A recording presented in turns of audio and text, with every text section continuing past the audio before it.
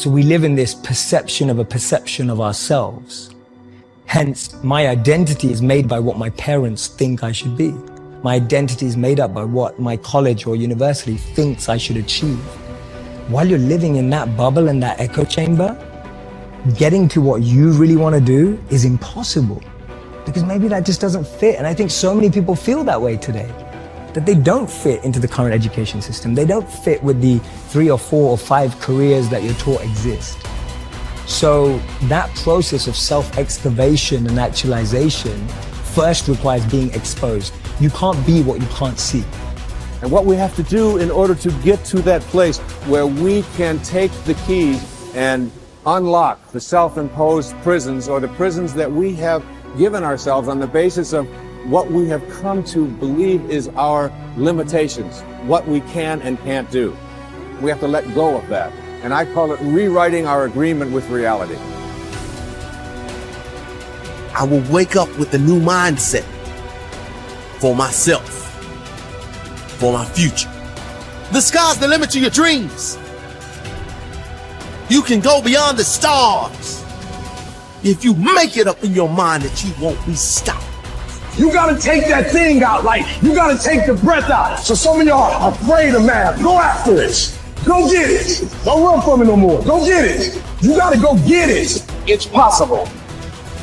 At the end of the day, you're going to go as far as you're willing to fight for, and that's it. And if you're willing to fight to go all the way, then you will go that far. You will set a new bar. You will define for people what is possible.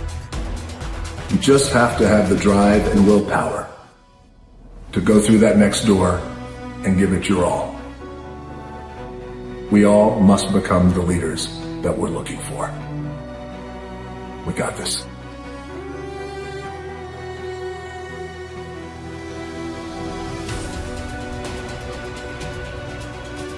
Men and women begin to become great only when they begin to take time by themselves to listen to their inner voices and organize their lives in such a way that their activities and relationships give them a deep sense of inner peace. The first step that you can take to personal greatness is to sit down quietly and look over your life to determine the areas where you're not experiencing the peace of mind and happiness that you really want. You'll find that this is a very easy exercise to do because your mind is continually preoccupied with these problems, just like a person sitting on a tack would be preoccupied with the pain. Your job is to get off the tack. Your responsibility to yourself is to realize that you can never make someone else happy by being unhappy yourself, just as you can never make someone else healthy by being sick. You should not sacrifice your happiness in an attempt to somehow achieve the happiness of another person. You'll only end up making no one happy, especially yourself. In the play Cyrano de Bergerac by Edmond Rostand, Cyrano, the great individualist, is asked why it is that he is so outspoken and so self-assertive. He answers with this beautiful line. He says, "I choose the line of least resistance in this, that I will please at least myself in all things." When you make the decision that, for better or worse, you will please at least yourself in all things, only then will you be truly happy. And only then, it seems, will you be able to help anyone else to be happy as well. The second law of happiness is the law of emotion. It says that human beings are 100% emotional in everything they think and feel and decide. I used to think that people were 90% emotional and 10% logical. However, both research and experience contradicts this conclusion. People are totally emotional in everything they do. If a person says to you that he's decided to do the logical thing, it simply means that he has more emotion devoted to that course of action than he does to another course of action, and he uses the word logical to justify his decision. Someone once said that no matter how old you become, you always have the emotions of a teenager. This may or may not be true, but the central impact of your emotions and feelings is a key component in both understanding and achieving your own happiness. The first part of the law of emotion is that you are motivated by two major groups of emotions, those of love or desire, and those of fear or loss. These are the positive emotions and the negative emotions. These emotions were described by Sigmund Freud as emotions associated with pleasure and emotions associated with pain. You have a tendency to move toward those experiences you associate with pleasure or happiness, and you have a tendency to move away from those experiences you associate with pain or unhappiness. This is the essence of the pleasure principle that I mentioned earlier. The second part of this law of emotion says that the content of your emotional life is largely determined by the thoughts you dwell upon most of the time. This is such a simple and obvious truth that it's often overlooked by most people. It simply says that if you think happy thoughts, you will be a happy person. If you think angry thoughts, you'll be an angry person. If you think about the things that people have done to hurt you and the reasons you have to be angry or unhappy, you'll be negative, pessimistic, and eventually you'll be depressed. Abraham Lincoln once wrote, "A man is just about as happy as he makes up his mind to be." Well, this is true for you and true for me. Let life touch you. Don't let it kill you, but at least let it touch you. The next touch could open up the well springs you'll never lack for desire for the rest of your life.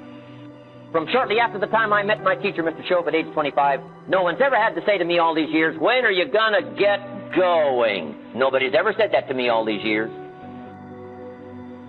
I've heard, "When are you gonna slow down? You're gonna have a heart attack and die. You can't keep up this kind of calendar." But nobody's ever said to me, "When are you gonna get going?" I'm asking you to keep searching for life experiences until you find one that lights your fires, until you will never lack for desire for the rest of your life, and nobody will ever have to say to you the rest of your life, "When are you gonna get off the couch?" Clue. Welcome all experiences. Don't put up the walls. The same wall that keeps out disappointment keeps out happiness. Take the risk. And here's the last emotion that can change your life in a single day. It's called resolve. Resolve says, "I will." Two of the most powerful words in the language. I gave you the formula for disaster. Could, should, don't. Here's the formula for fortune. Should, could, will. I will. I should. I can, and I will. Two of the most powerful words in the language. I will. Benjamin Disraeli once said, "Nothing can resist a human will that will stake even its existence on its purpose." I'll do it or die. What a powerful set of words. The man says, "I will climb the mountain." They've told me it's too high, it's too far, it's too difficult, it's too rocky, it's never been done before. The man says, "Hey, it's my mountain, I'll climb it." Pretty soon you'll see me waving from the top or dead on the side, because I ain't coming back. The best definition of resolve I ever got was from a junior high girl, Foster City, California. I love to talk to kids and ask them definitions. They come up with beauty. I got to this word and I said to the kids, "Who can tell me what resolve means?" Some didn't know and some tried. It was interesting. The best one I got was a little girl about 3 rows back. She said, "Mr. Rohn, I think I know." I said, "What?" She said, "I think resolve means promising yourself you will never give up." I said, "That's the best I've ever heard. You can't say it any better than that. Promise yourself you will never give up. You don't have to promise me. You don't have to promise the world. Just promise yourself." What a great bit of language. I asked the kids, how long should a baby try to learn how to walk? How long would you give your average baby before he shut off? That's enough. No, any mother in the world would say you're silly. My baby's going to keep trying what? Until. What a magic word, until. How many books will you read? Until you find the answers for your good health? Read 1 and quit? Read 2 and quit? Risk a cardiovascular disaster? I can't buy that from you. Wouldn't you read enough books until? Wouldn't you read enough books on financial independence until you become financially independent? Wouldn't you read enough books on leadership until you become a leader? Wouldn't you read enough books on power until you got the power? Of course, why not? Don't settle for less. Use this little until phrase. I'll do enough exercises until I become healthy. I'm out of breath now, but I'll put myself through enough disciplines until I'm no longer out of breath. I'm not going to walk up 1 flight of stairs and can't catch my breath. It's over. Until magic. Ask yourself questions. Your desire for success is fed by self-reflection, awareness, and resoluteness. Since everyone has their own definition of success, every set of objectives will vary. Your definition will lead you in a different direction than your peers. If you are ambiguous about your goals, start interrogating yourself and figure out your life's purpose. Ask questions like, what do I want to achieve? Where do I see myself in the next 5 years? What do I enjoy but could be better at? How do I define success? What kinds of accomplishments will help me drive forward? These will help you learn more about yourself and devise your objectives. Write down the first answer that comes to your mind without overthinking. Remember, there are no right or wrong answers. By answering these questions one by one, you will notice a pattern emerging.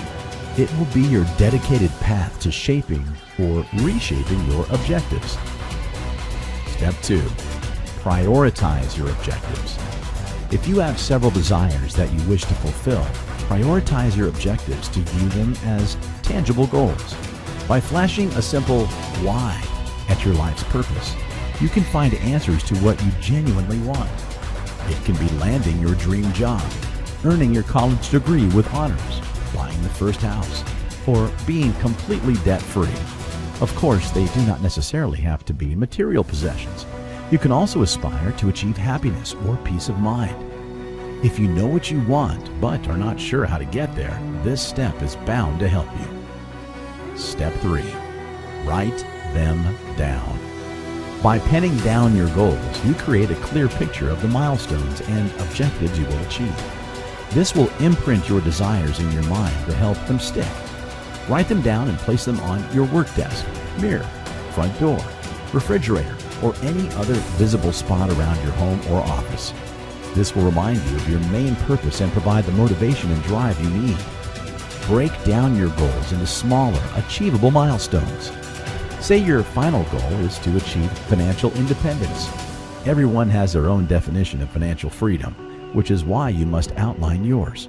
Start by writing your main goal on a piece of paper and deconstruct it into smaller steps. In this case, your first step will be to apply for your well-paid dream job and will push you closer to your goal. If needed, divide your first milestone further into even smaller steps and set an accomplishment time frame for each. Step 4. Take the SMART goal approach. Whether you're crafting new goals for yourself, whether personally, academically, or professionally, several factors will influence your likelihood of success. That's why your objectives should be SMART, as in S, specific. Your goals must be specific. They should reflect the why, what, where, and how you will get closer to your objectives. M, measurable. How will you know if you are truly fulfilling your goal? What are the milestones or benchmarks to determine that? Are you setting deadlines or monitoring your progress through your development? Record a specific measurement.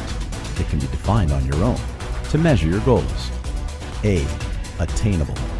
There is no point in setting goals that you can't achieve. This does not mean that they should be easy. Establish goals that are ambitious yet attainable. If not, you are simply wasting your time and energy trying to achieve an objective that will never be fulfilled. R, realistic. In a similar vein, your goals should be realistic too. Visualizing a mirage of hopes and dreams that will never be realized is impractical and elusive. So be pragmatic and set goals that you believe are feasible and within your reach. T, time-bound. Lastly, set a timetable for each of your objectives. You should be able to fulfill a goal within a specific time frame. This will ensure that you can fulfill all your objectives in the next few years within a designated and precise time frame.